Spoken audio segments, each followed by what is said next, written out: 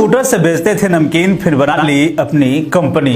क्या सहारा ने गरीबों का पैसा डबल करने के नाम पर एक स्कैम किया था? सहारा या सेबी, किसकी गलती से नहीं मिल रहा है गरीब निवेशकों का पैसा? सुब्रत राय के पास इतना पैसा होने के बाद भी गरीबों का पैसा क्यों नहीं लौटा रही है कंपनी? सहारा इंडिया परिवार को लेकर लोगों के मन में एक ही सवाल है कि आखिर हमारा पैसा कब मिलेगा। इस तरह का सवाल हमारे चैनल पर कई सेगमेंट में यूजर द्वारा लगातार पूछा जाता है। वे हमसे यह जानने की कोशिश करते हैं कि उनका पैसा उन्हें कब और किस तरह से मिलेगा। ऐसे में आज हम आपको यह बताने वाले हैं कि आखिर देश के गरीब जनता का पैसा कहां है और सहारा परिवार जो अपने उपभोक्ताओं को एक परिवार का हिस्सा मानती रही है, आखिर उसका पैसा उसको लौटा क्यों नहीं रही है। तो चलिए आज हम आपको सहारा इंडिया परिवार की एक एक कड़ी को समझाते हैं और बताने की कोशिश करते हैं कि आपका पैसा सही मामले में कहां पे है और क्यों नहीं मिल पा रहा है। आपका पैसा कहां है, यह जानने के लिए सबसे पहले आप यह जान लीजिए कि आपने जिस सहारा इंडिया परिवार में अपना पैसे का निवेश किया है उस कंपनी की शुरुआत कैसे हुई और वह कंपनी किस तरह से देश की बहुराष्ट्रीय कंपनी बन गई थी। इस कंपनी ने अपने नाम कई रिकॉर्ड भी दर्ज करवाए। इस कंपनी ने भारतीय टीम को 11 सालों तक स्पॉन्सर भी किया है। इस बात से आप अंदाजा लगा सकते हैं कि सहारा इंडिया परिवार किस लेवल की कंपनी थी। एक समय था जब देश के अंदर हर क्षेत्र में इस कंपनी का निवेश था। मानो सहारा इंडिया का पूरे देश के हर क्षेत्र में जलवा है। साल 2013 में सहारा इंडिया ने ऐसा किया जिसके बाद से वह भारत के साथ साथ विदेश में भी अपनी कंपनी का नाम दर्ज करवाया और उसकी कंपनी का नाम लोगों के जुबान पर आ गया। दरअसल 6 मई 2013 को देश भर में लाखों लोग लखनऊ पहुंचे एक मैदान में। उस मैदान के बारे में यह बताया जा रहा है कि उसमें 30 फुटबॉल ग्राउंड बनाया जा सकता है। यहाँ सभी लोग सहारा के ड्रेस कोड में आए थे। इस दिन एक विश्व रिकॉर्ड बना। वह विश्व रिकॉर्ड पहले पाकिस्तान के नाम था, जिसे तोड़ते हुए सहारा ने भारत के नाम दर्ज करवाया। उस दिन जैसे ही 10 बजे सहारा श्री के आने की घोषणा होती है, पूरा मैदान जैसे एनर्जी से भर जाता है। उसके बाद सहारा श्री जिंदाबाद के नारे लगते हैं और सहारा श्री हाथ जोड़कर भारत माता की जय बोलते हैं। उसके बाद एक साथ 1,21,653 लोग राष्ट्रगान गाते हैं और यह एक विश्व रिकॉर्ड बन जाता है। अब जरा सोचिए कि इतने लोगों वाली कंपनी जिसका निवेश बाजार के हर क्षेत्र में था, उसके बाद भी आज यह लोगों का पैसा क्यों नहीं दे पा रही है। तो चलिए अब खोलते हैं इतिहास के पन्नों को और जानने की कोशिश करते हैं सुब्रत राय सहारा के बारे में। सुब्रत राय सहारा का जन्म 10 जून 1948 को बिहार के अररिया जिले में हुआ था। उनकी शुरुआती पढ़ाई लिखाई कोलकाता से हुई। उसके बाद उन्होंने आगे की पढ़ाई के लिए गोरखपुर चले गए। वहां एक सरकारी कॉलेज में मैकेनिकल इंजीनियरिंग की पढ़ाई की कि वे एक जमाने में लब्रेटा स्कूटर पर बिस्किट और नमकीन बेचा करते थे। इस दौरान वे जब लोगों से मिलते थे तो उन्हें कई बिजनेस की आइडिया बताया करते थे, उन्हें दिया करते थे। सुब्रत राय ने इसी दौरान वैसे लोगों को टारगेट किया जो कि दिन भर में 100 रुपये कमाते थे और उन्हें कहा कि आप अपने 100 रुपये में से 20 रुपये जमा करिए, हम इसे 3 साल में 2 गुना कर देंगे। कई ऐसे भी स्कीम थे जो कि 5 साल में 4 गुना करने के बाद उन्हें लौटाने की बात कही जा रही थी। सुब्रत राय का यह आइडिया काम करने लगा। लोगों को 20 रुपये देने में ज्यादा परेशानी भी नहीं हो रही थी और उनके पास एक साथ बहुत सारे पैसे आने लगे। हालांकि इस दौरान सुब्रत राय ने जिनसे पैसे लिए उन्हें पैसे लौटाने में कोई गुरेज भी नहीं की, यानी कि जिन उपभोक्ताओं को 3 साल में पैसे 2 गुने हो रहे थे उन्हें पैसे लौटाए भी जा रहे थे। वहीं उपभोक्ता उनके लिए अब विज्ञापन बन गए। जैसे कि 3 साल में पैसे वापस हुए, उपभोक्ताओं ने अपने सगे संबंधियों को सहारा में पैसा निवेश करने की सलाह दी और कहा कि यहाँ पैसे 3 साल में वापस भी हो रहे हैं। ऐसे में आम लोग जो कि मध्यम परिवार में रहता है, दिन भर में कड़ी मेहनत के बाद 100 रुपये कमाता है, उस व्यक्ति के पास सहारा ने अपनी पहुंच बनाई और उनसे दिन के 20 रुपये के हिसाब से जमा करने को कहा। अब धीरे धीरे निवेशकों की संख्या में बढ़ोतरी होती चली गई। अब स्थिति यह थी कि जैसे ही किसी निवेशक का पैसा 3 साल में 2 गुना हो जाता था, कंपनी की तरफ से उन्हें यह बताया जाता था कि आप इसी पैसे को 5 साल वाले एक नए स्कीम में डाल दीजिए, आपका पैसा 2 गुना हो जाएगा। इसी दौरान यानी कि साल 1978 में सुब्रत राय ने गोरखपुर में अपनी कंपनी की शुरुआत की और एजेंट के जरिए पैसा जमा करना शुरू किया। अब तक की स्थिति यह हो गई थी कि कंपनी के एजेंट घर जाकर उन्हें सहारा की स्कीम के बारे में बताने लगे थे। सहारा के लिए सबसे प्लस पॉइंट यह था कि वह हर 3 साल में और 5 साल में पैसे को दुगना होने का दावा कर रही थी, जिसके बाद लोग कंपनी के साथ जुड़ना पसंद कर रहे थे और कंपनी में अपना पैसा निवेश करने लगे थे। इसी दौरान कंपनी के साथ लगभग 3 करोड़ से अधिक लोग अपना पैसा कंपनी में लगा चुके थे, इस आस में कि अब तो 3 और 5 साल के बाद उनका पैसा दुगना हो ही जाएगा। खैर, कंपनी ने अब यह सोचा कि इतने दिनों तक एजेंट के जरिए काम किया जाएगा।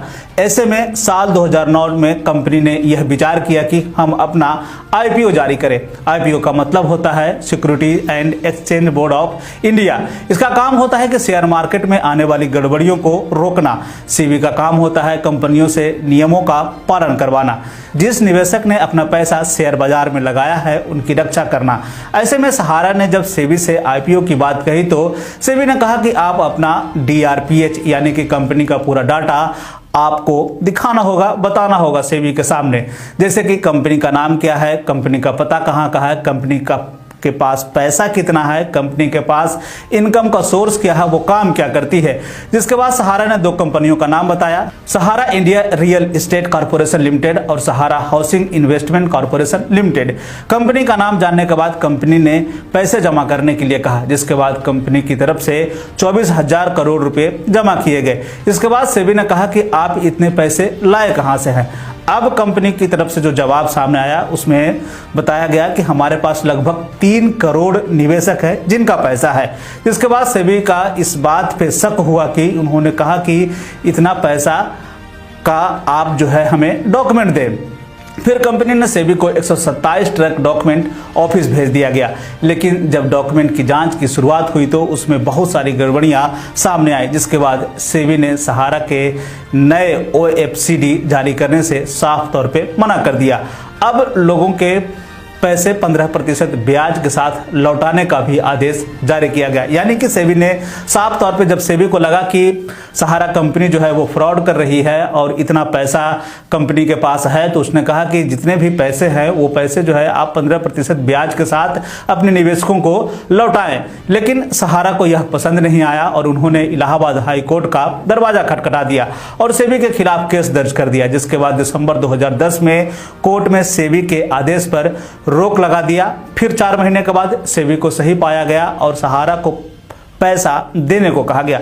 इस समय तक सहारा और रिजर्व बैंक ऑफ इंडिया के बीच में भी मामला चल रहा था। आपको बता दें कि आरबीआई ने साल 2007 और 2008 में सहारा इंडिया फाइनेंशियल कॉर्पोरेशन के पैसे जमा करने पर रोक लगा दिया था। जिसके बाद सहारा ने साल 2011 में एक विज्ञापन निकाला जिसमें उन्होंने बताया कि सहारा इंडिया फाइनेंशियल कॉर्पोरेशन के पास कुल 73,000 करोड़ रुपए है। इस विज्ञापन के बाद पूरे देश में जैसे तहलका मच गया। अब आरबीआई ने इन पैसों की निकासी पर पूरी तरह से रोक लगा दिया। वहीं दूसरी तरफ सेबी पहले से ही सहारा पर प्रतिबंध लगाने चाह रही थी। अब जो है यह पूरा मामला सुप्रीम कोर्ट में पहुंच गया, जहां पे सुप्रीम कोर्ट ने सेबी के पक्ष में फैसला दिया। हालांकि इस दौरान सहारा ने अपनी दलील में कहा कि हमारी 2 कंपनियों में लाखों छोटे निवेशकों से ओएफसीडी के जरिए करीब 24,000 करोड़ रुपए की रकम जमा की गई है, उसे लौटा दिया जाए। हालांकि ऐसा नहीं हो सका और सेबी और सहारा के बीच में जो विवाद लगातार बढ़ता चला गया। हालांकि इसी दौरान सुप्रीम कोर्ट ने सहारा को कहा कि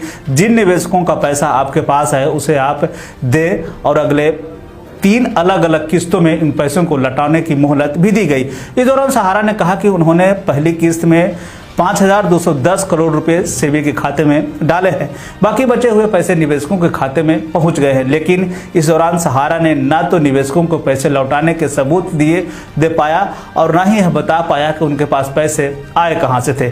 सहारा के इस रुख पर सुप्रीम कोर्ट ने सहारा के बैंक खाते को सीज करने की बात कही और फिर उनकी संपत्ति को भी सील करने की बात कह दी। जिसके बाद फरवरी 2014 में सुब्रत राय को गिरफ्तार कर लिया गया। हालांकि 2 साल जेल में रहने के बाद साल 2016 में वो पेरोल पर बाहर आ गए। हालांकि अभी भी निवेशकों के पैसे सेबी और सहारा के पास अटका हुआ है। असल में सेबी और सहारा के बीच में मात्र 2 कंपनियों के बीच में मामला चल रहा है, लेकिन अभी भी सहारा के पास Sahara credit corporation society limited, human Indian credit corporation limited, star multiple corporation limited के नाम से कंपनियां हैं। इन निवेशकों का पैसा कहां है, कंपनी ये भी नहीं बता पा रही है। हालांकि कंपनी ने ये जरूर बताया है कि 1 लाख करोड़ रुपए से ज्यादा की राशि हमने अपने पास जमा कर रखा है, जो कि उन निवेशकों का है। लेकिन ये राशि गरीबों के खाते कंपनी कब डालेगी, इस पर अभी तक कोई स्पष्ट जानकारी नहीं मिल पा रहा है। इस पर तो सभी कंपनी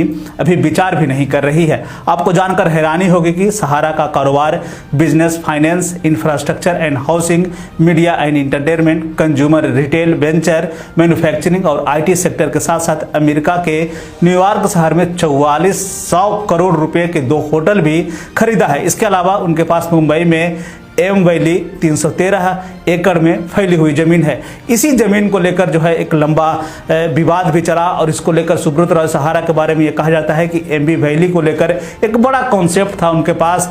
ऐसा शहर वो बसाना चाहते थे जो कि एक वैली के बीच में हो और बहुत ही खूबसूरत होगा, लेकिन वो सपना उनका चकनाचूर हो गया। इस वैली को सुंदर बनाने का सपना सहारा श्री के मन में था और यह पूरा मामला जो है अब पूरी तरह से गर्त में चला गया, क्योंकि यह पूरा मामला जो है कोर्ट में है। इसके साथ साथ मुंबई के बरसोबा में उनकी कंपनी के नाम से 106 एकड़ जमीन है, वहीं लखनऊ में 151 एकड़ जमीन है, तो वहीं देश के अलग अलग 10 राज्यों में 764 एकड़ जमीन उनके बारे में यह बताया जाता है। साथ ही साथ सहारा श्री के नाम से इतनी जमीन है कि पूरे देश में किसी के पास नहीं है, लेकिन इसको लेकर आधिकारिक रूप से कहीं पे कोई जिक्र नहीं किया गया है। इन सब के बीच में पीस रहा है वह एजेंट जिसने गरीबों को यह बताया था कि 3 साल में आपका पैसा 2 गुना हो जाएगा। ऐसे में अब लोग उनसे पैसे की मांग कर रहे हैं, लेकिन यह पूरा मामला सेबी, सहारा और सुप्रीम कोर्ट के बीच में चला गया है और पीसता ही जा रहा है। इसमें आम आदमी जिसने अपना पेट काटकर कंपनी के पास पैसा जमा किया था और वह एजेंट जिसने कंपनी में पैसा 2 गुना होने का दावा कहकर उस गरीब इंसान से पैसे कंपनी के पास जमा करने को कहा था। अब बस लोग यही पूछ रहे हैं कि